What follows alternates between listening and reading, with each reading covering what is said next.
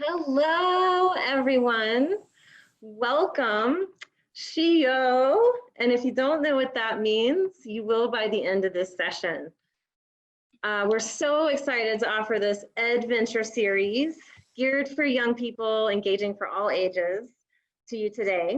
I am Julie Judkins. I'm the Education and Outreach Director here at the Appalachian Trail Conservancy. And as most of us have done over the past 6 months, we've pivoted our regular education workshops for teachers and went virtual. So this is the second of our virtual hike up the trail, starting in Georgia a couple weeks ago. Each of these sessions features a host with an educator and a partner. They're a resource for educators, it's a resource for students, for parents, for guardians, anyone interested in learning more about these topics.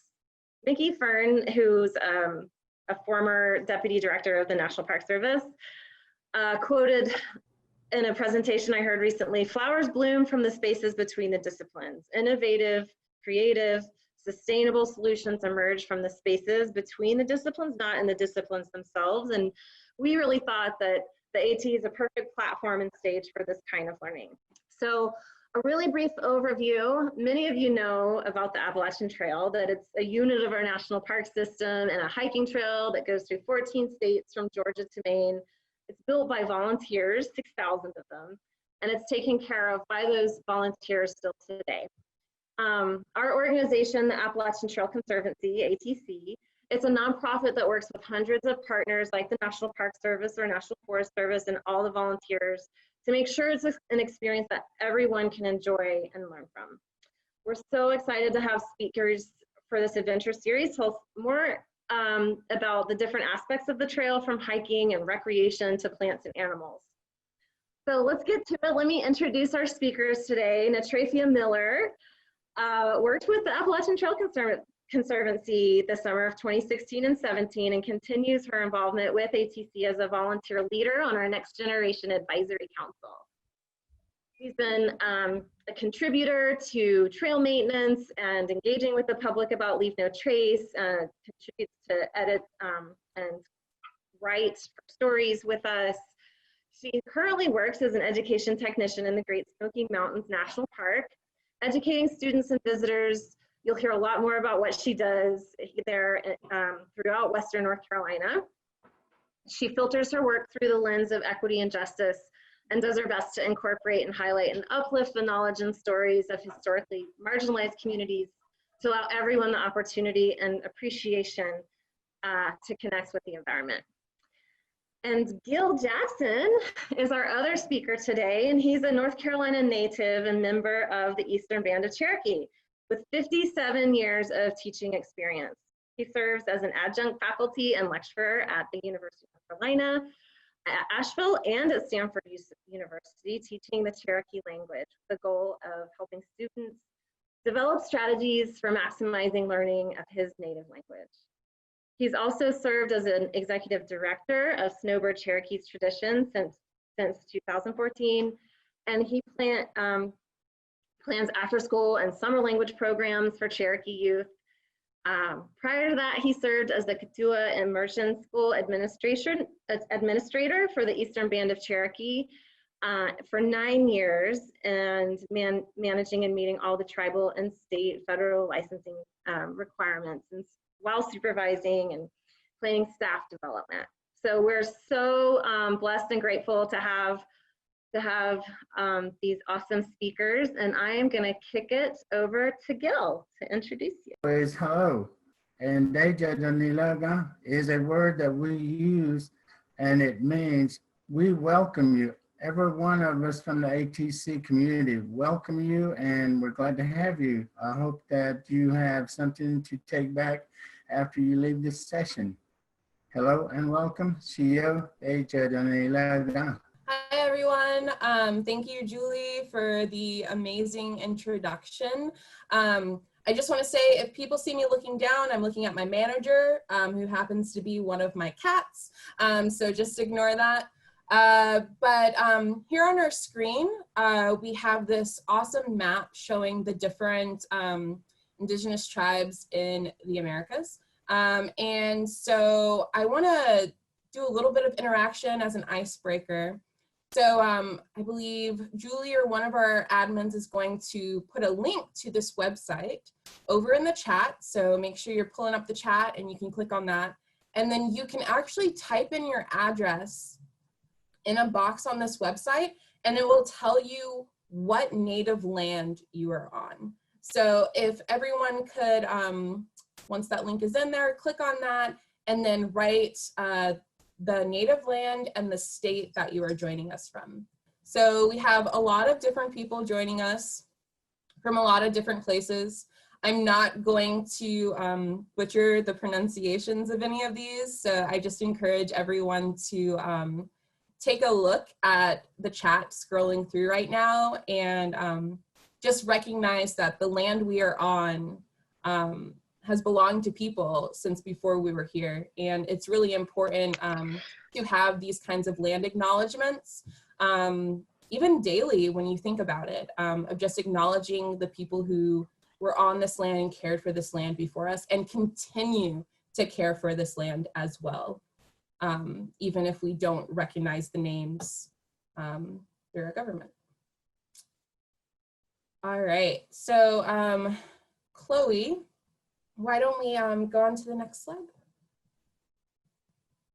So I wanted to pose this other question to you all. What do you think park rangers' jobs are? So I get this a lot from the students that I teach. I educate K through college and everybody past that and in between. And so I'd really love for you all to use that chat box again and tell me what you think the job of a park ranger is. All right, we got connections, interpretation and enforcement, keep everyone safe, including people and animals, education, protection, ambassador, educate visitors, maintain. Very good. Yes, a lot of these things are really great. So I like to say that our job as park rangers boils down to 2 P's, protect and preserve.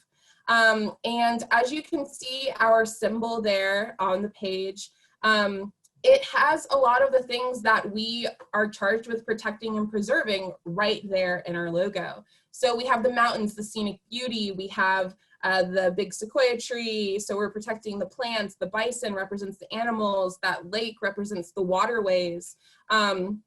Again, like I said, the mountains is a scenic beauty, which also goes to the fact that the Appalachian Trail is a national scenic trail. So our symbol, which is shaped like an arrowhead, represents something that is usually forgotten.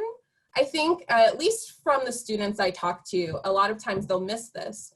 But the National Park Service is charged with protecting the history and culture of our public lands. The Appalachian National Scenic Trail does that. And here in the Smokies, I've kind of made it like my personal job, although we do it as part of our bigger thing.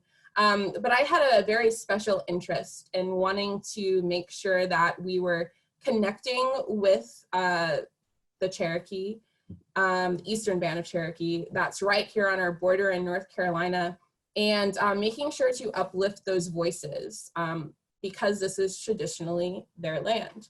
So yeah, very, very great answers. Thank you very much. So one of the ways that I have been kind of cultivating this connection with the tribe has been working on this SPIN project, which means Seeking Paths in Nature. And it's this project that has been ongoing for the past few years, and I've been working on it since this past November. It is funded through the Cherokee Preservation Foundation and is a partnership between Great Smoky Mountains National Park, Cherokee Central Schools, the Eastern Band of Cherokee Indians, and other federal and community partners. And the goal of it is actually, well, the first part of it is to create 9 curriculum kits for middle schools. So 3 per grade, 6th, 7th, and 8th, that include information about the Smokies and this unique special place, which is really important because it's such a biodiversity epicenter for many different species. And also incorporating traditional ecological knowledge from the Eastern Band of Cherokee Indians into this material, making sure that culture, the history, and that knowledge is preserved for future generations, which is such an important part of preserving culture. And so let's go on to the next slide, and I believe Gil is going to teach us how to say Cherokee in Cherokee. Okay, we're going to look at this word, and it's the place, Cherokee, North Carolina, and what we call it is Elo Awodihi. And actually it's two words put together. Elohi is the earth, Awodihi is a beautiful place. So when you put those two words together, Elawodi, and that is the place of Cherokee, North Carolina, and the whole area. And it's really more than just the part of Cherokee, North Carolina that you may have visited. And because it covers the Great Smoky Mountains and the surrounding areas that we occupied at one time. And it does mean the beautiful earth, Elawodi, or it's pronounced as Elawodi. Okay, thank you. Thank you so much for that, Gil. All right, Chloe, let's go on to the next slide. So these are some pictures that I picked highlighting some of our different lesson plans in our curriculum kits. So the one I'll focus on is the bottom left corner is actually a picture of river cane, which looks like bamboo. I believe it's like genetically like a cousin of bamboo.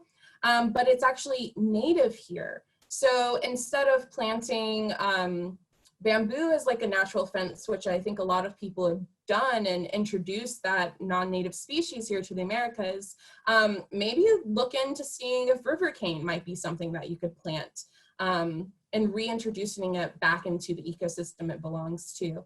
But the Cherokee use river cane.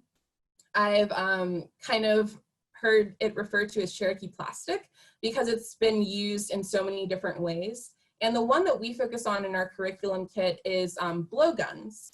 And we have a lesson for 7th graders where they actually learn about the physics of blowguns. So we have some blowguns made out of river cane and the darts that go along with them made the traditional way that we're actually going to be giving in these kits to 32 schools in Western North Carolina and a couple in Tennessee, where the students will actually be able to see the difference in how the length of the blowgun can actually affect the velocity, the acceleration of the dart, and thus the accuracy of their hunting.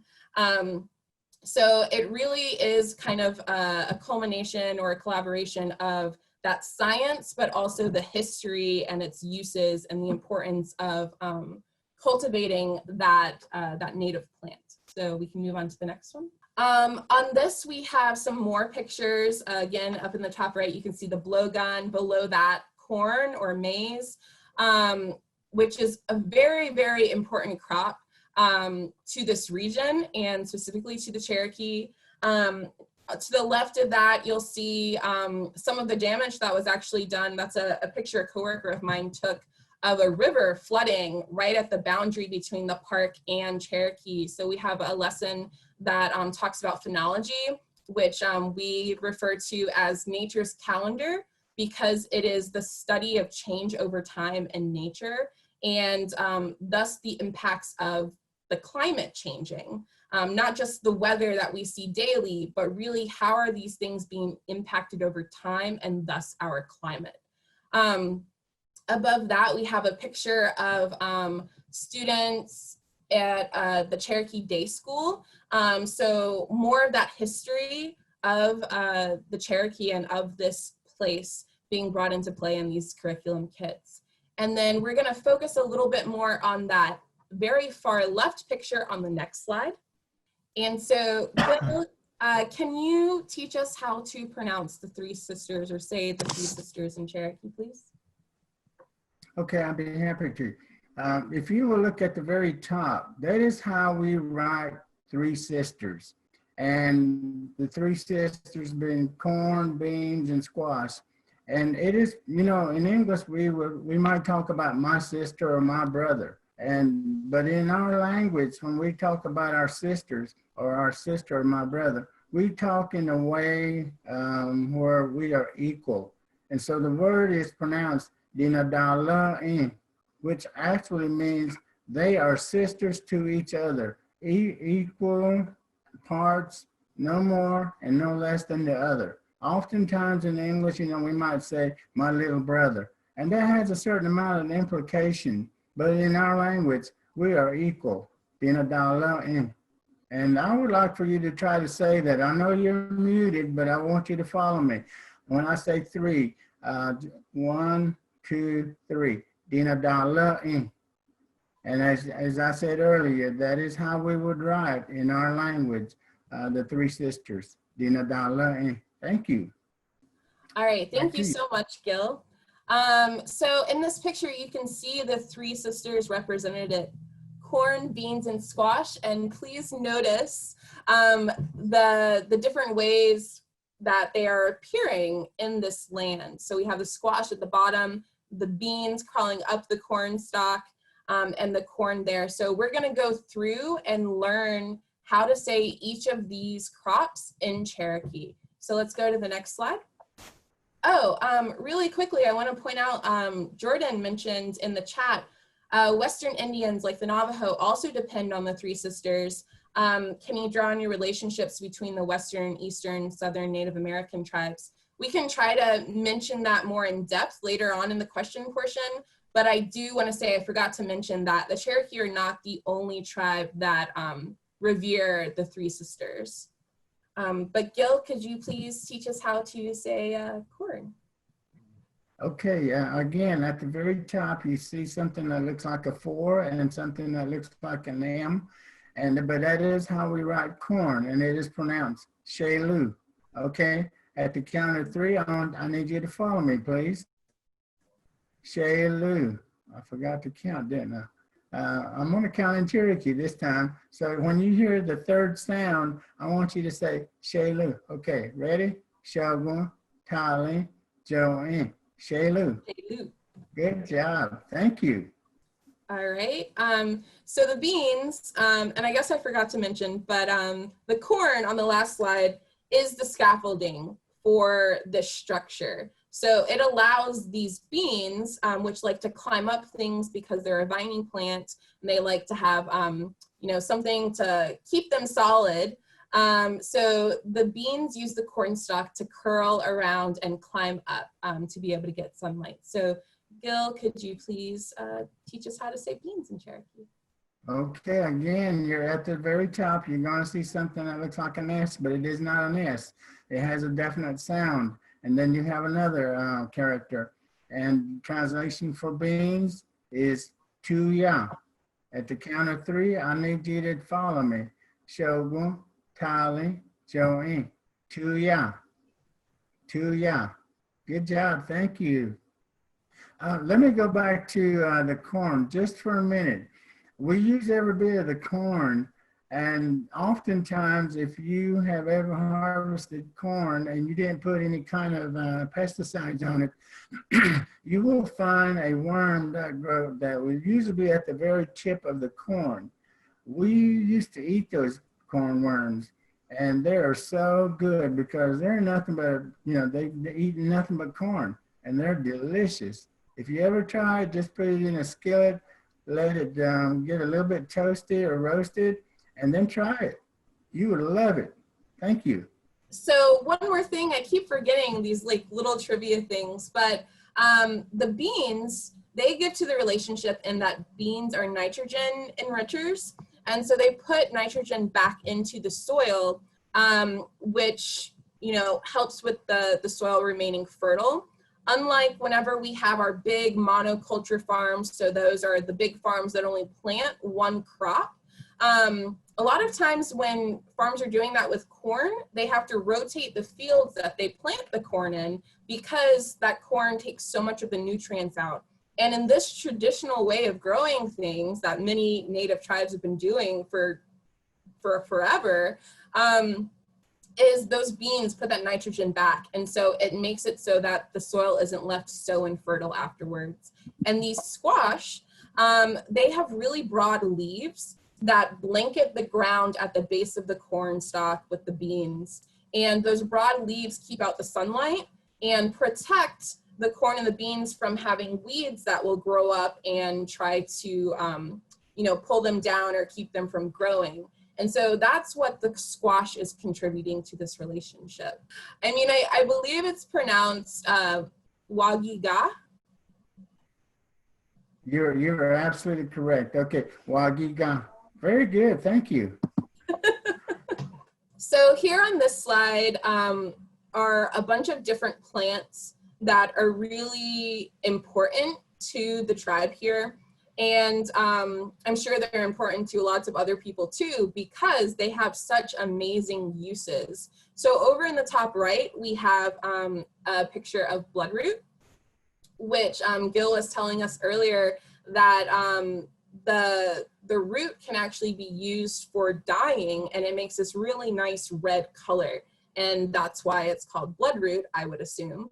And the thing in the middle is ginseng, which has really important medicinal properties. And because of that, it's been sought after by so many people. It was actually over harvested a long time ago. And that's why here in the park, there's only a couple of people who deal with our vegetation who know where there are different patches of ginseng, because it is so protected now, because we want to make sure that we are preserving the life of this plant because they're very slow growing.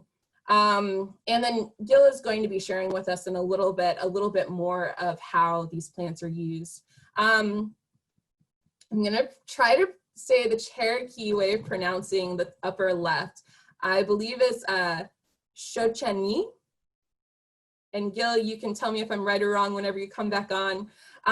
But it is a really important plant. It's good, kind of like collard greens, really good green to eat. And the park actually just entered into an agreement with the Eastern Band to make it so that tribal members can come and harvest this crop, which is so important to their culture, from the park, which isn't something that is generally done. And I believe it's one of the first kind of collaborations like that the park has done with an Indigenous tribe, and hopefully the first of many to come. And so, yeah, Gil, if you could share with us a little bit more information about these different plants. The plant on the far right is called bloodroot. And I'm not going to pronounce that in the language, but that's a medicine plant, but it's also a plant that we dig up and we use the root for making a dye, and it becomes a beautiful red dye. And we use that in the river cane when we make baskets. We use that to make oak baskets. And as I said, it is also a medicine plant, and the plant in the middle is ginseng. We call that odalagali. And it is probably the most valued plant that we have in this area. Back in the old days, there were special people designated to gather medicine. And when they gathered medicine, they had to come from a certain clan. And certain people would go find this medicine after the medicine man would tell him, I need this kind of plant, I need this kind of root. And they would go around and say a prayer for that person 4 times around that plant while they said the prayer for that person who might need that plant or who might need that medicine. And like I said, not anyone was able to gather that medicine plant. Special people had to go out there and get it and say a special prayer for that person. So I just wanted to share that. And the picture on the far left, it's a plant that grows on my property, and it is a very delicious green. And just on my property, I now live in Robbinsville, North Carolina. There are 14 different greens that are indigenous and edible. So I'm sure wherever you are, there's some greens that are edible, and if you just knew what they were. Anyway, thank you.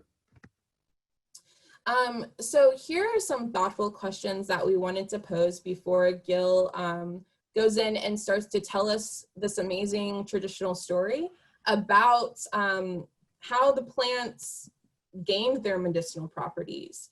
One thing I want to say is something that's really important, not just the Cherokee, but a lot of different cultures, is the tradition of passing down knowledge through generations through the art of storytelling. So it's really awesome that we're going to have Gil here, who's an amazing storyteller, to be able to tell us this very special story. And then some of these thoughtful questions that we want you to think about while you're listening to this story that he's going to tell us is, what evidence is there that man is still greedy? Do you think the earth and its resources are being protected? Do you swim in clean rivers? And if so, you can name some of them in the chat. Have you ever drank out of a clean stream? Have you ever used plants for medicine? Or maybe you know someone in your family or that you just know who uses the plants as medicine. Maybe kind of include some of those down in the chat as well. And then the last one, what are some of the ecological effects of agriculture? All right, so I think that Gil may have his technical difficulties sorted out. He had some awesome helpers. So I'm gonna turn it back over him to share this great story with us. Okay, I'm going to talk about the origin of disease in medicine, and I'm going to tell you a story. And but I'm also going to be talking about places on the Appalachian Trail as I go along, or places that are close to the Appalachian Trail. But the first picture that you see is Clingman's Dome, Kauai. That's the place. That's what we call nowadays as Clingman's Dome. A very long time ago, Unasana, who is our creator, and that is what we call him. You may call him God, but we call him or her Unasana, the creator, made all plants and animals. Nuki Dinina Shada. That's what we call our animals, Nuki Dinina Shada, and which actually means four-legged, the four-legged animals. And they were able to talk to each other. The animals were made to eat plants, and plants were made to give food to the animals. And they lived in peace and they lived in harmony. Then after some time, Unasana created man. Okay, I'm going to ask you, Unasana is who? Unasana is the creator. He created all things, or she. Man was created to be able to use the plants and animals as needed. What does as needed mean? What does it mean to you? As needed. Okay, oftentimes we get that confused with want. We want stuff, we want material things, but that's not how we define as needed. Okay, this was a time when man, animals, and plants could all talk to each other.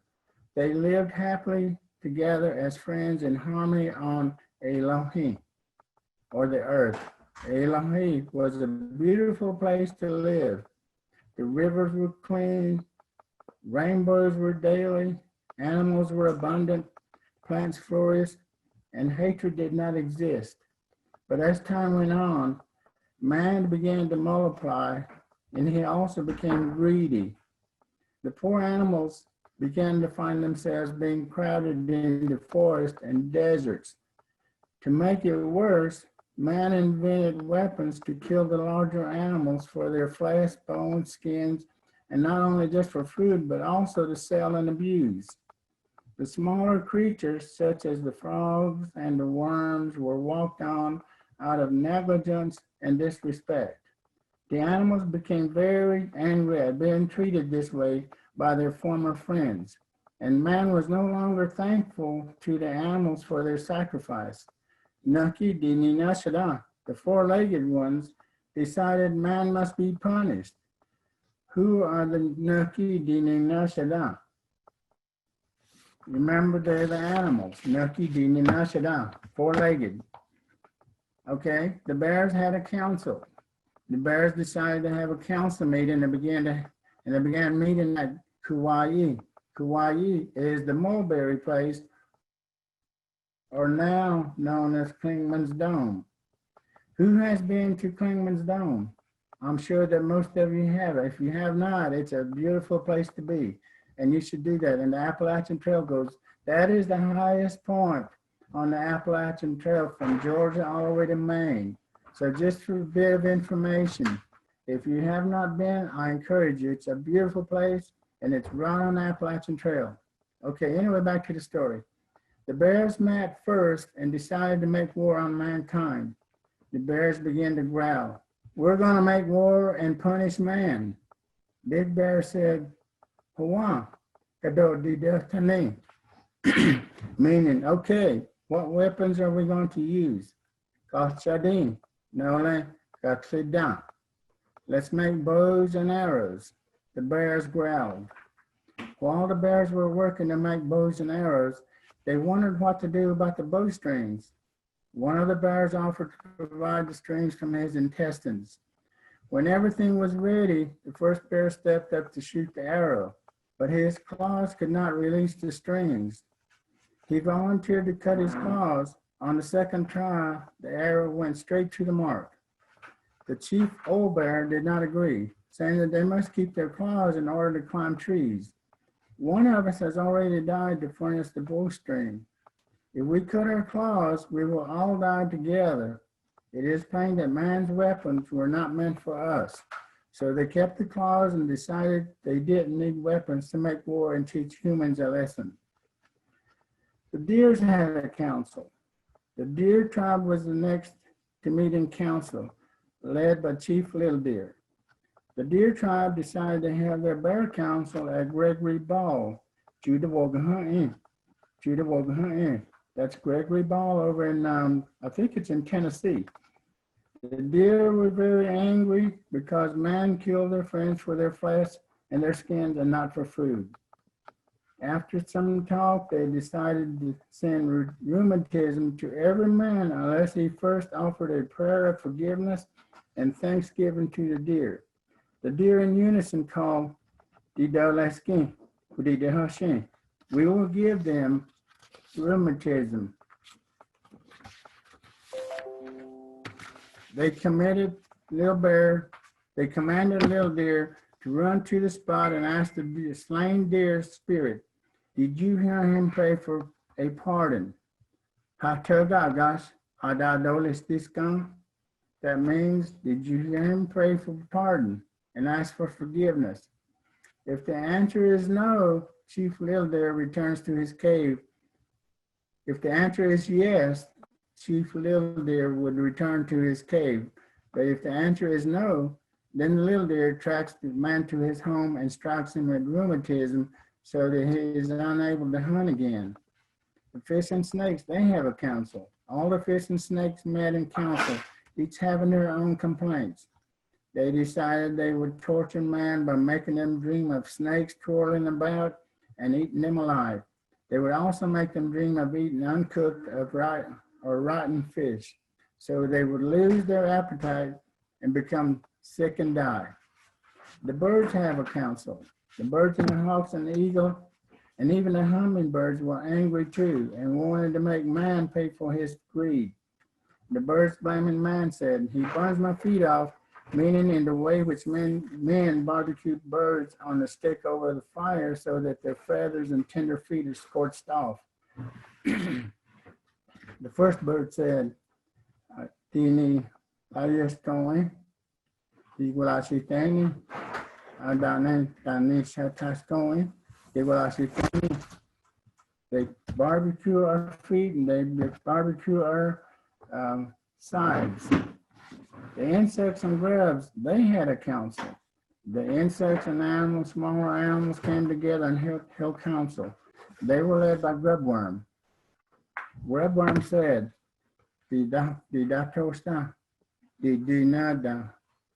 let's have a meeting and vote. The bee spoke. The Nikamama, or the butterfly, spoke angrily. And finally, the giant hornet who flew in from the hornet place in present-day Robbinsville spoke angrily and with passion. He was the most fierce of all insects. Even man feared him. After each told their feelings, they would come together and vote as to whether or not man was in the wrong. 7 votes would be enough to find him guilty. Each one spoke of the cruelty of man, voting in favor of his death.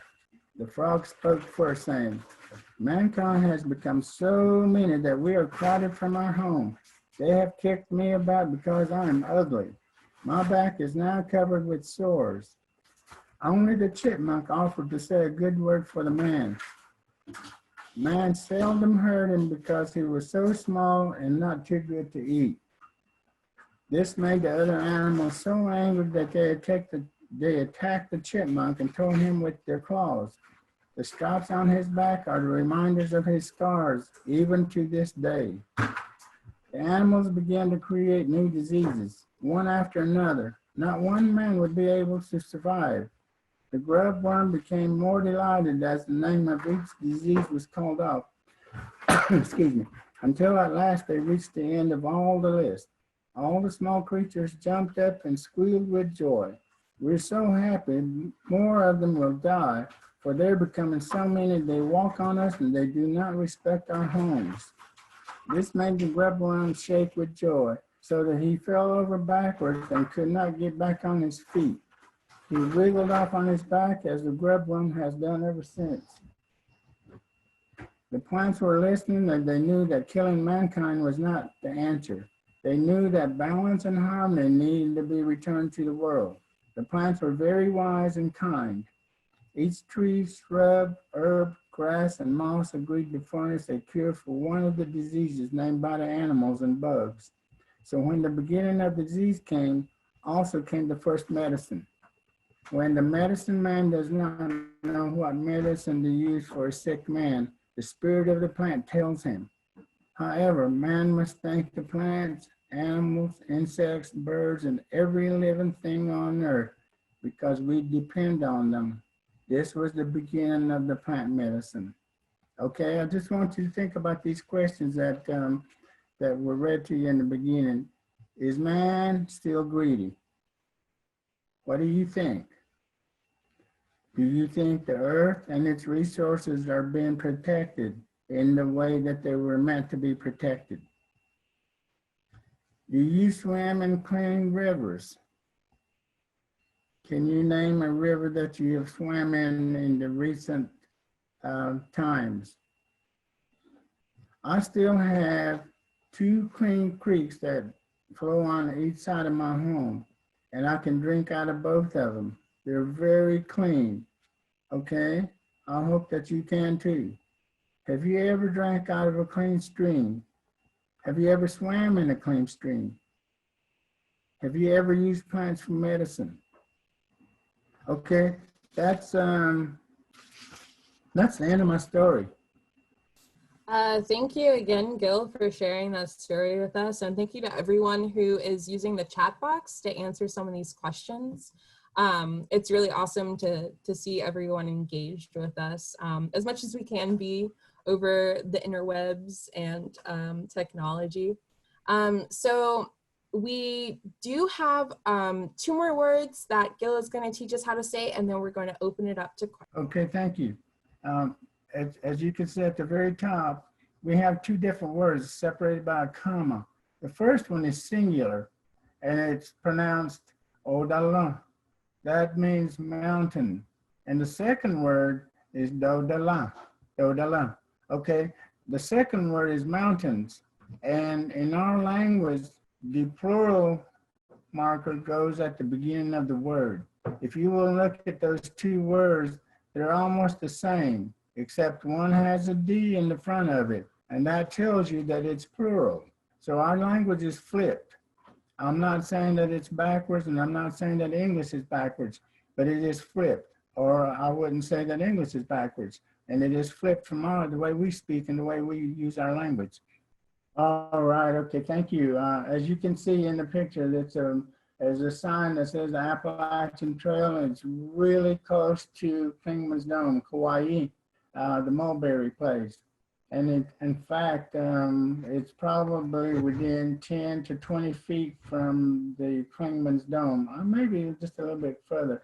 But in our language, for trail or path, we call it Inage, Kanana, and that actually translates into Inagay is wilderness or forest, and Inagay, a trail or a path in the woods, or a trail or a path in the wilderness. And the Appalachian Trail is certainly a trail in the wilderness. If you're ever lucky enough to do that, I think it would be one of the most eye-opening experiences of your life. Back in 2014, I had the opportunity to walk from Georgia all the way to Maine. And it's approximately, I think Julie said 2,200 miles, and it goes through 14 different states, starting in Georgia, ending in Maine. Okay, thank you for your attention.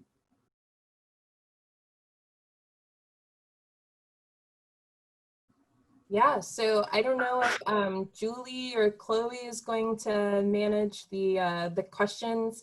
There's one up above, Shay Johnson, I believe, posed this one. The corn in the picture had the multicolored kernels. Some folks call it Indian corn. Why? I don't know if Gil has an answer for this. My answer for it would be, just because I think before we decided to homogenize or make all one, the corn that we have in our grocery stores today, like the yellow corn, I think indigenous people, just like however the corn grew, that's what they ate. And so there's a lot of genetic diversity. And actually each corn kernel is its own little thing. And that's why you can get multicolored kernels on one cob. And so one of our 7th grade programs in the SPIN curriculum that I'm helping create is actually about corn genetics. We call it the genetics of Shalu, which, if you remember, that's the way to say corn in Cherokee. And so they learn about the different, like how to do Punnett squares and stuff like that. But I think it's just because that corn is more of a traditional type of corn before, you know, monoculture and big agriculture came and decided to make it all one thing. Gil, I don't know if you had anything to add to that of why the multicolored corn might be called Indian corn. That's not a word that we would never have known, because, just for everybody's information, we never called ourselves Indian. Just for y'all's information, we don't even call ourselves Cherokee, but I do think there are people on the reservation who call themselves Cherokee. If you really want to be correct, we call ourselves Anikadewagi, people of Gadua, or people of the earth. Thank you, Brent, for your question. We have a question in to you, Gil. Has the Cherokee language evolved differently among the Western band, and did they develop a different vocabulary in such a different environment? Good question, thank you. In fact, I live over in Robbinsville, North Carolina, which is about 60 miles away from the main reservation over in Cherokee, North Carolina. And there are probably 3 different types, I wouldn't call them dialects, 3 different groups of people who speak different. The language that I speak is closer to the way it's spoken in Oklahoma. Although I do speak very close to the way they speak in Cherokee, North Carolina, there's no issue on communication. I'm able to understand anything they can say, and they are able to understand me. Now, it has evolved quite differently. The people in Oklahoma, I don't have much of a communication issue with those guys. I've been around them enough that I understand what they're saying. But there is, I wouldn't say significant difference, but there is a difference. As I also, like I said earlier, there's a difference between the way I speak and the way it's spoken in Cherokee, North Carolina, which is only 60 miles away. Yes, the answer is yes. Good question. Yeah, and the next question I see is for you, Natrieifia, about the SPIN curriculum, and if it's place specific, or is it available to educators in other states? And if so, where might they access it? I'm adding that for myself. Yeah, so this curriculum is specific to the Smokies in Western North Carolina, because we are trying very hard to primarily include the traditional ecological knowledge of the Eastern Band of Cherokee Indians. And it's even so much that we're trying to, like, there are some things that the Cherokee Nation have differently. And so we're really making sure to make sure our sources come from this community that is close to us here in Western North Carolina. I think it would be an awesome idea if other people maybe partnered with their parks and their history departments in their parks, or major colleges, to look into trying to create some kind of curriculum like this that is place-based in your area, and collaboration with the tribes. I personally, just speaking as myself and not as a park ranger, I think that it would be just really great if more people reached out to tribes and tried to offer collaborations to them, not to take knowledge and keep taking from Indigenous people, but to really think about like how you could help there. And yeah, I think one way of that is maybe offering your expertise in building curriculum, because I know it would be important to have this kind of language material for the kids in the tribes, and just making sure that they're understanding even more than what their families, I'm sure, are instilling in them, how important this place is to them. But we're doing the same thing with these kits and trying to bring it to other people outside of the tribe. And we are very careful in making sure that we're having approval from tribal elders and the Speakers Council on the information that we're including, so that we aren't including things that the tribe wouldn't want us to share. So yeah, I think it would be something great to implement in other states, but what we're doing right now is very specific to Western North Carolina. Any last questions for Gil or Natrieifia? Okay, do you know, thank you, Rand. Do you know if there was much communication with the Eastern Band of Cherokee when the AT was first implemented? That might be a Julie question. That might be a Julie question. It's beyond my scope. I don't know of any that I have heard about or read about. And I might kick it to even Leanna, who's done a little more digging in the history of the trail. And Leanna has a question in the process of her getting unmuted. Are there efforts to align more places on the AT with the cultural relevance to Indigenous people? So related to the history of the Appalachian Trail and its origins and formation in terms of working cooperatively with people as it was being built, I don't know how much alignment and work was done with Native peoples on that front. The origin of the Appalachian Trail and the Great Smoky Mountains National Park occurred at roughly the same time. And so probably we could assume that any work that occurred with the formation of the park was similar to and concurrent with any activities that would happen with the AT.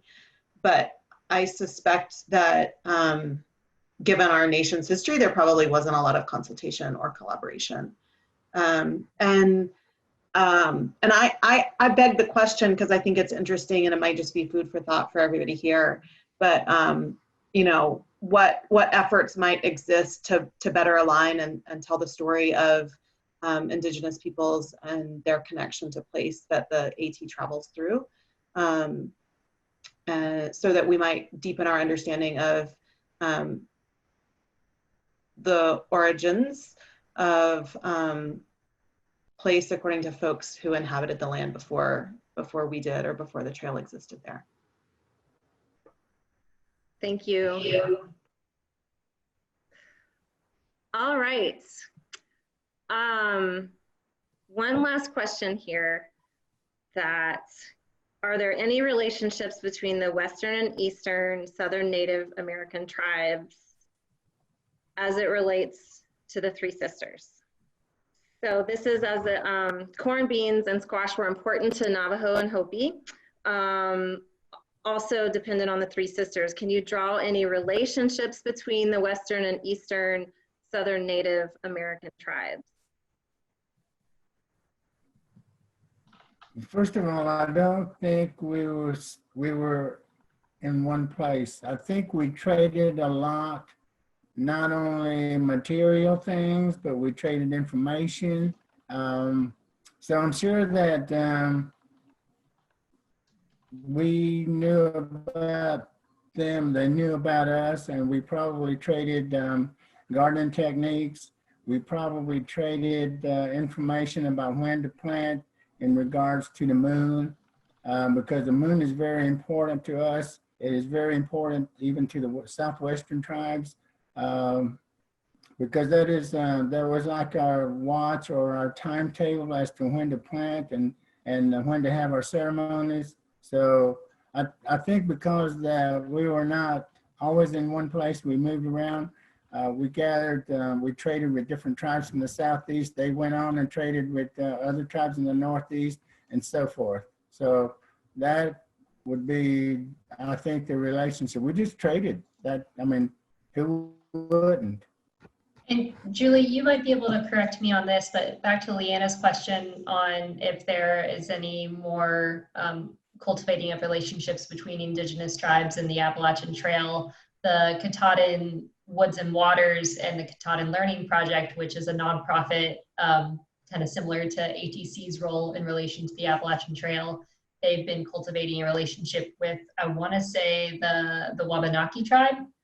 And they have been, I think, cultivating this relationship for well over a year now. And they actually have a Wabanaki youth trail crew program now. So I think there's lots and lots of room for more relationships to grow, but it does exist out there. Yeah, thank you. I think they've also had some partnership programs with the Penobscot there as well.